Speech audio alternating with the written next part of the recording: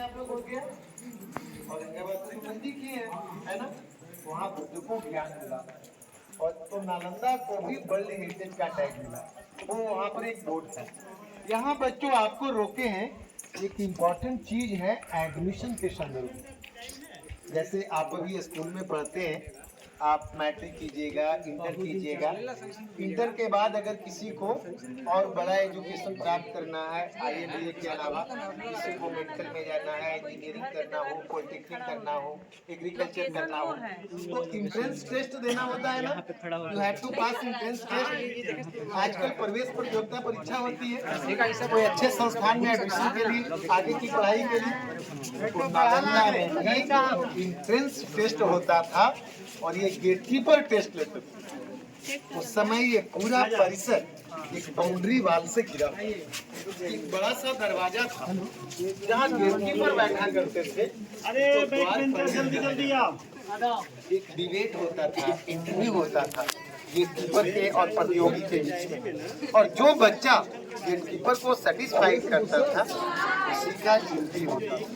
तो बच्चों सोचिए कि जब गेटकीपर इतने विद्वान थे तो पढ़ाने वाले क्या हो। अगर आप सेलिब्रिटीज की नाम आए कि भाई कौन टीचर थे, कौन पढ़ने वाला था, तो महान शिक्षक का नाम है नागार्जुन, आतिश दीपंकर, शांति रक्षित, धर्म वसुबंधु एंड आर्यभट्ट। आर्यभट्ट का नाम सुना? क्या थे आर्यभट्ट, बताइए। जीरो। अगर आप इंटरनेट पर सर्च कीजिएगा, थोड़ा सा उसमें कंफ्यूजन है।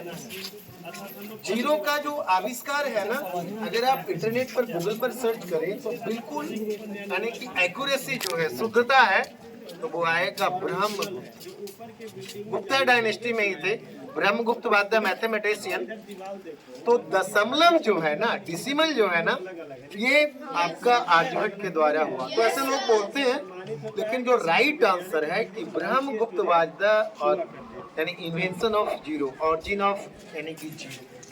तो इस तरह से ब्रह्मगुप्त के अलावा जो आर्यभट्ट यहाँ पढ़े थे ऐसा माना जाता है। तो संख्या पद्धति में दशमलव हो, जीरो हो, इन तमाम चीजों का ऑरिजिन शुरुआत नालंदा जैसे संस्थान से हुआ। तो अभी ओरिजिनल गेट नहीं मिला है जहाँ टेस्ट होता था, तो ये नया गेट काट कर बनाया। देखो नंबर लिखा हुआ है 1961 लिखा हुआ है ना दीवार पर, और यहाँ बोर्ड पर देखिए लिखा हुआ है बिहार संख्या 5। एक मिनट, बिहार संख्या 5 वहाँ लिखा हुआ है ना। तो बिहार का मतलब हॉस्टल, बौद्ध विहार, मठ, क्योंकि प्राचीन काल में इतना सारा बिहार था कि जहाँ कुछ बौद्ध लोगों का, कुछ हिंदू लोगों का, कुछ सिख लोगों का, कुछ जैन लोगों का, फिर आपका सूफी संत में मखदूम बाबा थे, तो वो भी राजगीर आए थे। तो न जाने कितने स्कॉलर इस बिहार की भूमि पर थे प्राचीन काल से। आप देखिए कि पटना में पटना साहिब है, गुरु गोविंद सिंह का नाम सुना है ना, सिखों के 10वें गुरु थे। और राजगीर में गुरुद्वारा है जहाँ गुरु नानक जी भी आए थे। तो सोचो ये महान लोग मगध की भूमि पर घूमा करते थे। हम लोग मगध का लोग हैं।